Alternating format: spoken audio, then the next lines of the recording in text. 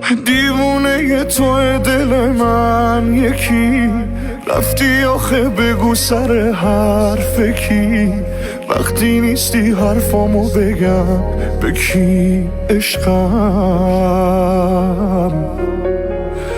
کاشکی منو توی دلت حبس کنی با همه به خاطر من بحث کنی چی میشه که این دوری و بس کنی عشقم خستم چشام رو همه بستم